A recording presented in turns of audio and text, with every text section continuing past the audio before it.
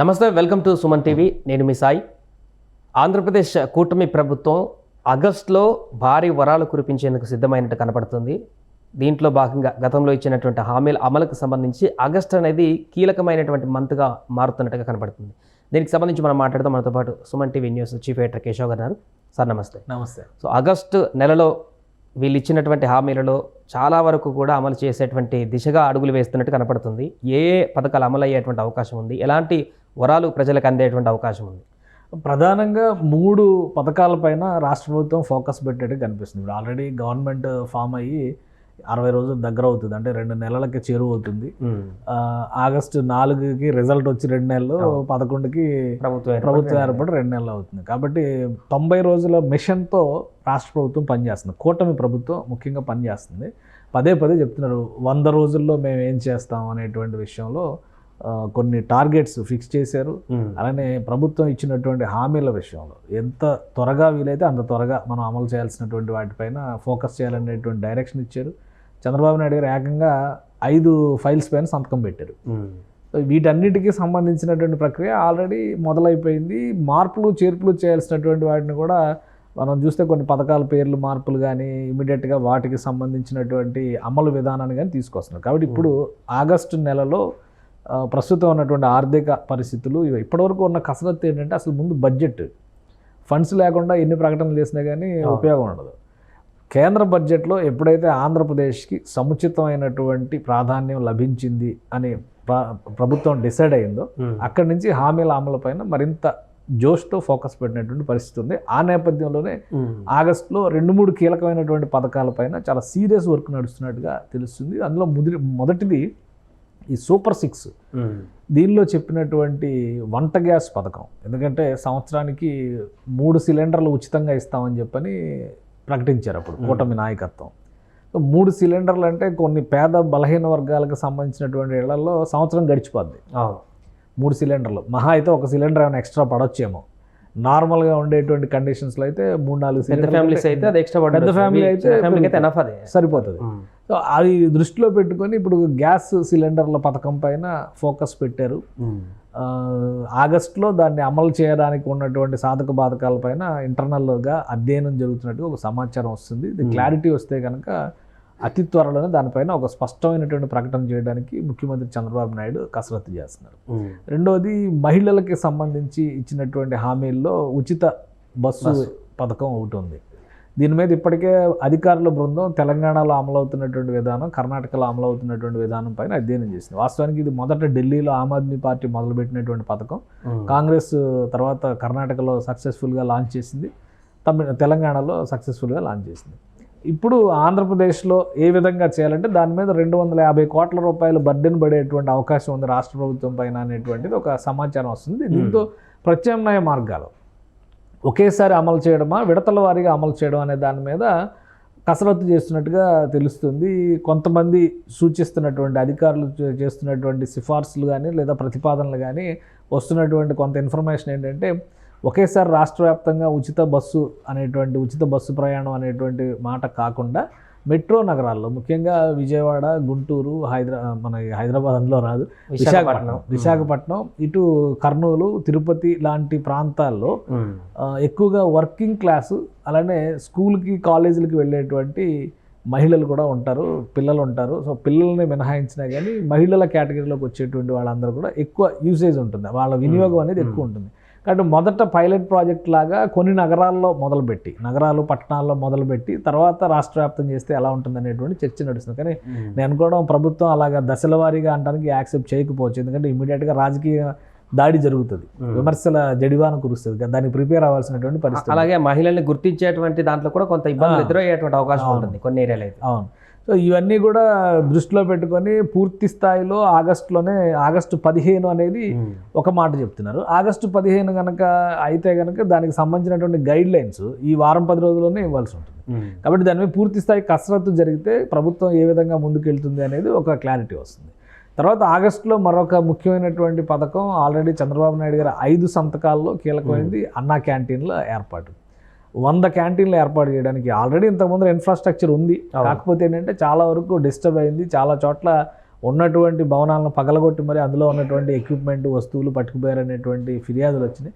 So అవన్నీ కూడా reset చేసుకున్నారు. వాటిని మళ్ళీ పునరుద్ధరించడానికి 180 కోట్లు ఖర్చు అవుతుందని ఒక అంచనా కూడా వేశారు.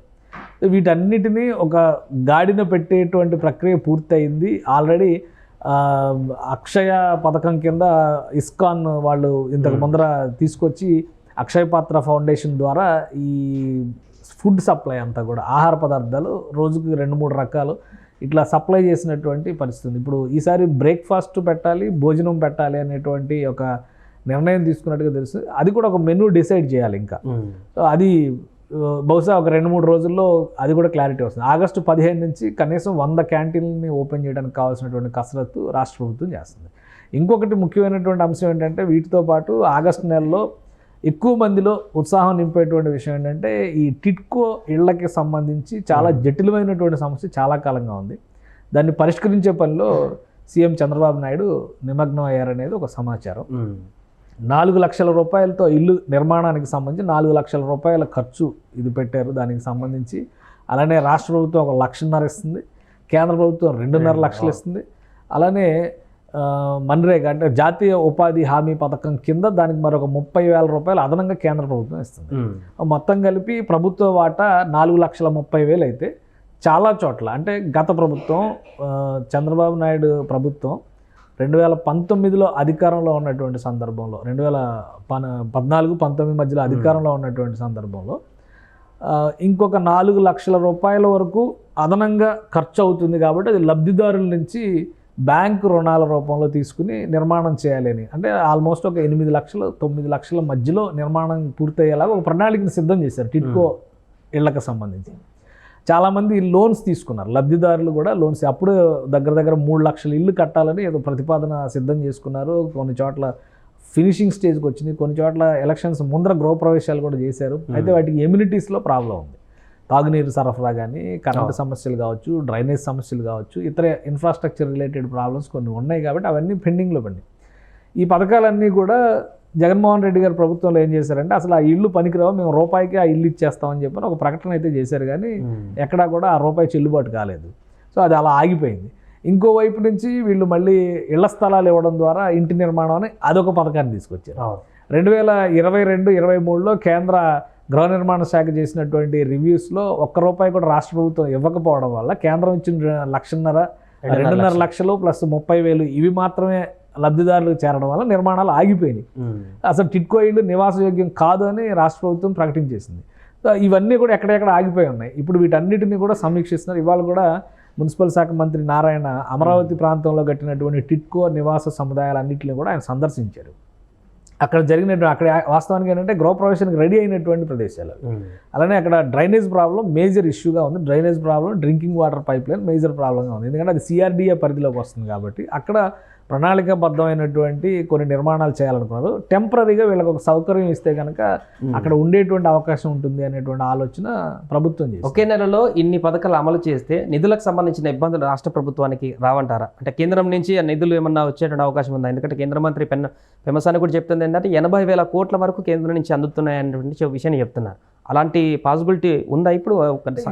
ఇప్పుడు మనం చెప్పుకున్నటువంటి పథకాలన్నీ కూడా గతంలో నడిచినాయి. ఇప్పుడు మధ్యాహ్న భోజన పథకం ఉంది, ఆల్రెడీ నడుస్తున్నటువంటి పథకం. పేరు మార్పులు సవరణలు జరిగినాయి. అలానే అన్న క్యాంటీన్లు ఉన్నాయి, గతంలో జరిగినదే. దాన్ని ఇప్పుడు ట్రాక్లోకి తీసుకురావాల్సినటువంటి పరిస్థితి. గ్యాస్ సిలిండర్స్ పథకం ఉంది. గ్యాస్ సిలిండర్స్ పథకం ఈ మహిళలకు బస్సు ప్రయాణానికి సంబంధించిన అదనపు భారం పడేటువంటి అవకాశం ఉన్న పథకాలు. దాన్ని ఎలా మ్యాచ్ చేసుకోవాలనేటువంటి ప్రయత్నాల్లో రాష్ట్ర ప్రభుత్వం ఇప్పుడు కసరత్తు చేస్తుంది. దానికి ఒక కన్క్లూజన్ ఇచ్చిన తర్వాత దానిపైన ఒక ప్రకటన చేసేటువంటి అవకాశం ఉంటుంది. అలానే ఇళ్ల నిర్మాణానికి సంబంధించి 50% గవర్నమెంట్ షేరు, 50% లబ్ధిదారులు పెట్టుకోవడానికి సిద్ధంగా ఉన్నారు. చాలా చోట్ల లబ్ధిదారులు లోన్స్ తీసుకుని ఈఎంఐలు కడుతున్నారు, కానీ గృహప్రవేశాలు జరగలేదు. ఒకవైపు ఈఎంఐలు కడుతూ ఇంకోవైపు రెంట్ అద్దె కట్టుకుని ఉంటున్నటువంటి పరిస్థితి కూడా చాలా చోట్ల ఉంది. అందుకని బ్యాంకుల్ని ఒత్తిడి చేయకుండా కొంతవరకు బ్యాంకుల పైన ఒక వెసులుబాటు తీసుకురావడం ద్వారా రాబోయేటువంటి 3 నెలల్లోనే ఈ గృహప్రవేశాలు చేసేందుకు కావాల్సినటువంటి ప్రణాళికని రాష్ట్ర ప్రభుత్వం సిద్ధం చేస్తున్నట్టుగా మంత్రి నారాయణ గారు ఇందాక అనౌన్స్ చేశారు. అంటే ఏంటి, ప్రభుత్వం పైన పడేటువంటి భారం శాతం తక్కువ. ఇంకోటి ఏంటంటే 2022-2023లో కేంద్ర ప్రభుత్వం ఇచ్చినటువంటి నివేదిక ప్రకారం కేంద్రం ఇచ్చినటువంటి నిధుల సాయాన్ని మాత్రం రాష్ట్ర ప్రభుత్వం తీసుకుంది, కానీ రాష్ట్రం ఇవ్వాల్సినటువంటి వాటాను ఇవ్వలేదు. రెండోది నిధుల మళ్లింపు జరిగింది. అందుకనే నిర్మాణాలన్నీ ఆగిపోయినాయి. దాన్ని స్క్రూటినీ చేయడానికి కేంద్ర ప్రభుత్వ అధికారుల బృందం ప్రత్యేకంగా పర్యటించి టిట్కో నివాస సముదాయాల పరిస్థితులు స్థితిగతులపైన ఒక నివేదికను రిలీజ్ చేసి కేంద్ర ప్రభుత్వానికి అందించింది. ఆ నివేదిక వివరాలు కూడా బయటకు వచ్చినాయి. అందుకే ఇప్పుడు రాష్ట్ర ప్రభుత్వం ఇమీడియట్గా యాక్టివిటీలో దిగింది. కాబట్టి ఖచ్చితంగా ఆర్థిక భారం ఆంధ్రప్రదేశ్ లాంటి రాష్ట్రం పైన ఉండి తీరుతుంది. సిఆర్డీఏలో ఒక్క రూపాయి కూడా లేదని నారాయణ గారు స్వయంగా అనౌన్స్ చేశారు. కాబట్టి ఆ పరిస్థితి అయితే ఉంది. అలా అని చెప్పని చేతులు ఎత్తేయడం కూడా కాదు కదా. ఇప్పుడు దీని భారం పర్యవసానం ఎవరు భరిస్తున్నారు? లబ్ధిదారులు, అంటే సామాన్య ప్రజలపైన పడుతుంది. దాని సామాన్య ప్రజలపైన పడకుండా ప్రభుత్వం ఎంతవరకు చేయగలదు? అలానే నిధుల సమీకరణకి ఇతర మార్గాలు ఏమున్నాయి వాటిపైన ఫోకస్ ఖచ్చితంగా పెడుతుంది. అలానే ఇప్పుడు మీరు అన్నట్టుగా పెమ్మసాని చంద్రశేఖర్ గారు చెప్పిన దాని ప్రకారం బడ్జెట్లో వివిధ రకాల కేటాయింపులు కానీ ఆంధ్రప్రదేశ్కి ఇచ్చినటువంటి ప్రాధాన్యాలు కానీ వచ్చినటువంటి ప్రాజెక్టులు కానీ ఇవన్నీ కలుపుకొని చూస్తే 80,000 కోట్ల రూపాయలు అవుతుంది. ఈ యాక్టివిటీ అంతా కేంద్ర ప్రభుత్వ ఆధ్వర్యంలోనే మ్యాక్సిమం జరిగేటువంటి అవకాశం ఉంటుంది. కాబట్టి ఇవన్నీ అవి ఆటోమేటిక్గా ఆ పథకాలకు సంబంధించినటువంటి నిధులు కాబట్టి దారి మళ్లింపు లేకుండా ఆ పథకాలకు వెళితే ఆ పనులు మొదలవుతాయి. ఆ పనులు మొదలైతే బోల్డంత ఉపాధి మార్గాలు వస్తాయి కదా. ఇప్పుడు ఒక ప్రాజెక్ట్ అమరావతికి 15,000 కోట్ల రూపాయలని కేంద్ర ప్రభుత్వం కేటాయించాలని డిసైడ్ చేసింది. ఇప్పుడు రాష్ట్ర ప్రభుత్వం ఎవరి దగ్గరైనా కానీ అప్పు కావాలని జోలు పట్టుకుంటే రాదా ఏంటి అనేటువంటి సందేహం ఉండొచ్చు. కానీ అమరావతి అనేది ఒక చచ్చిపోయినటువంటి ప్రాజెక్ట్.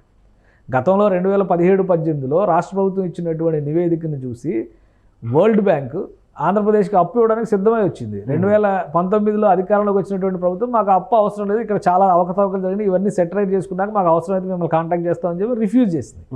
ఇప్పుడు ఒక ప్రాజెక్టు ఒక ప్రభుత్వం వద్దని చెప్పినాక మళ్ళీ ఆ ప్రాజెక్ట్ రావాలని చాలా కష్టం. అందుకని కేంద్ర ప్రభుత్వం కౌంటర్ గ్యారంటీ ఇవ్వాలి. ఇప్పుడు కేంద్ర ప్రభుత్వం ఇచ్చేటువంటి గ్యారంటీ ద్వారా నిధులు వస్తే అమరావతిలో యాక్టివిటీ మొదలైతే పనులు మొదలైతే చాలా మందికి అక్కడ ఎకనామిక్ యాక్టివిటీ జరుగుతుంది. అక్కడ నుంచి ప్రోడక్ట్స్ కొనడం కానీ నిర్మాణం జరగడం కానీ కూలీలకు వేతనాలు ఇవ్వడం కానీ ఇలా రకరకాల ద్వారా మనీ సర్క్యులేషన్లోకి వస్తుంది. అప్పుడు అక్కడ జరిగేటువంటి వారికి లబ్ధి జరుగుతుంది. ప్రభుత్వ పథకాలకు సంబంధించి గవర్నమెంట్కి ట్యాక్సెస్ రూపంలో బోల్డని డబ్బులు వస్తాయి.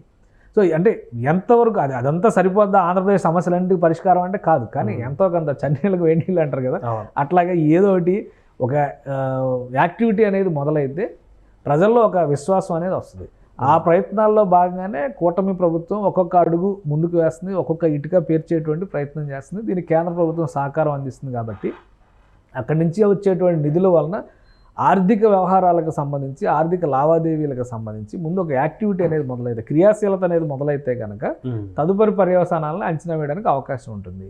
అలానే ఏవైతే హామీలు ఇచ్చారో వాటిని అమలు చేయడానికి కనుక ప్రభుత్వం ముందడుగు వేయకపోతే ఆల్రెడీ బడ్జెట్ పెట్టకపోతేనే 100 శాపాలు పెట్టారు కదా. ఇప్పుడు మీరు బడ్జెట్ పెట్టలేదంటే మీరు ఇచ్చినటువంటి హామీలన్నీ కూడా తొంగలో దొక్కేస్తున్నారు. అందుకే ఇది జరుగుతుందని మరి ఎక్కడో దగ్గర మొదలనేది జరగాలి. కాబట్టి రాష్ట్ర ప్రభుత్వం కసరత్తు చేస్తుంది.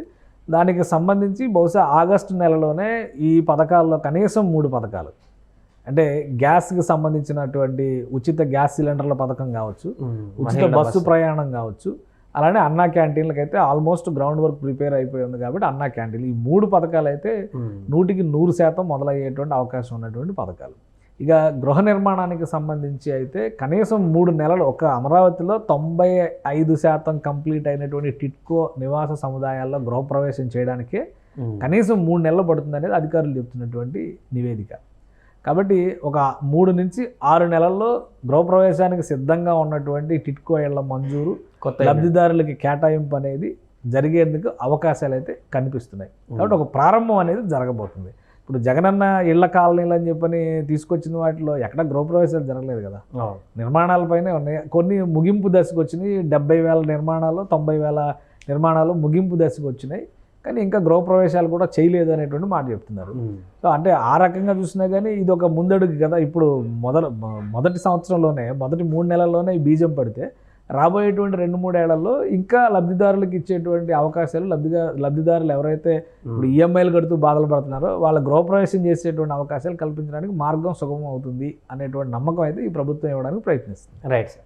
అది మొత్తానికి ఆగస్టులో కీలకమైనటువంటి 3 పథకాలకు మంజూరు చేసేటువంటి విధంగా లబ్ధిదారులకు అందించేటువంటి విధంగా కూటమి ప్రభుత్వం అడుగులు వేస్తున్నట్టు కనపడుతుంది. చూడాలి ఆగస్టులో ఇంకా ఎలాంటి పథకాలను ప్రజలకు చేరవస్తుంది కూటమి ప్రభుత్వం అనేది.